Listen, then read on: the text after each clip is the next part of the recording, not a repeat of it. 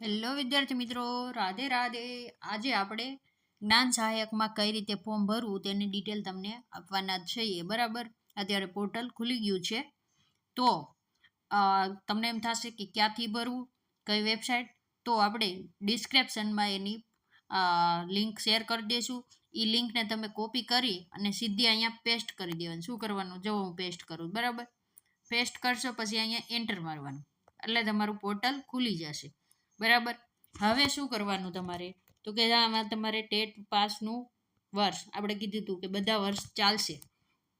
તો આમાં તમે જે વર્ષમાં પાસ હોય એ વર્ષ નાખી દેવાનું. અહીંયા તમારે ટેટ 1ના સીટ નંબર નાખી દેવાના, ઈમેલ નાખી દેવાનો અને પાસવર્ડ નાખી દેવાનો.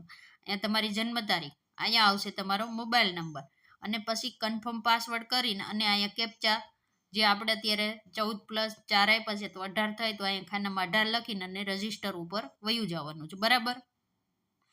રજીસ્ટર કરીને અને પછી તમે ડાયરેક્ટ લોગિનમાં આવી જશો.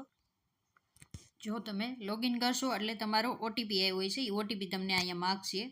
તો આપણે ઓટીપી આપી દેવી છે 542080. બરાબર, 542080. હવે થઈ જશે સબમિટ. બરાબર. જો તમારો ફોન નંબર સફળતાપૂર્વક ચકાસણી કરવામાં આવી છે. બરાબર, થઈ ગયું. ઓકે. હવે તમને હમણાં કીધું હતું એમ જ હવે તમારે અહીં શું કરવાનું છે, સીટ નંબર નાખવાનો છે, મોબાઈલ નંબર નાખવાનો છે, પાસવર્ડ નાખી અને તમારે કેપ્ચા ફિલ કરીને લોગિન કરી લેવાનું છે.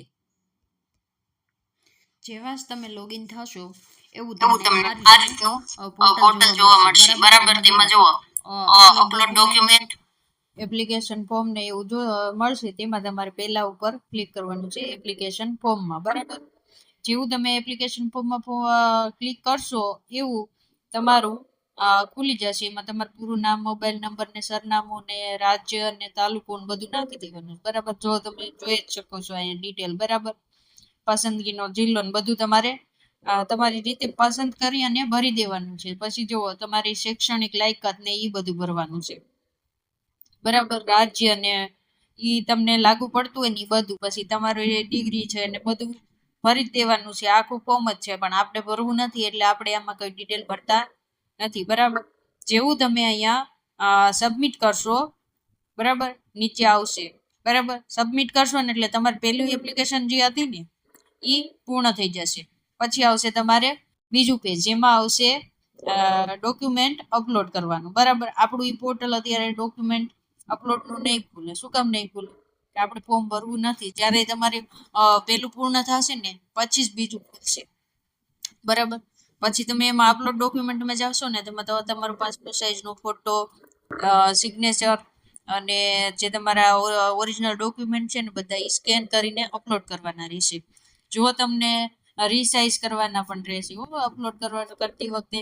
એટલે તમને જો ડોક્યુમેન્ટ અપલોડ કરતા ન ફાવે ને તો તમારે શું કરાય, નજીકના કોમ્પ્યુટર હોય જે ઓનલાઈન ફોર્મ ભરતા હોય કોમ્પ્યુટર વાળા, ત્યાં જઈ અને ફોર્મ ભરાવી લેવું. બરાબર. અત્યારે પોર્ટલ ખુલી ગયું છે, ફોર્મ ભરવાનું ચાલુ પણ થઈ ગયું છે, તમે જોઈ શકો છો. તો જેને પણ ફોર્મ ભરવાના હોય તે ભરી દેજો. બરાબર. જેવા જ તમારા ફોર્મ ભરાઈ જશે ને એવા આપણે પહેલા જ 3 વાળું જોયું હતું કે એપ્લિકેશન, પછી અપલોડ ડોક્યુમેન્ટ, એ બંને થઈ જશે ને ઓકે, એટલે સીધું તમારું ત્રીજું આવી જશે. શું આવશે તો કે પ્રિન્ટ તમે લોગિન થશો એવું તમને આ રીતનું પ્રિન્ટ એપ્લિકેશનનું ઓપ્શન આવશે. તો તમારે એમાંથી પ્રિન્ટ કાઢી લેવાની છે અને ડોક્યુમેન્ટને બધું એક સેટ બનાવી અને તમારી પાસે રાખવાનું છે.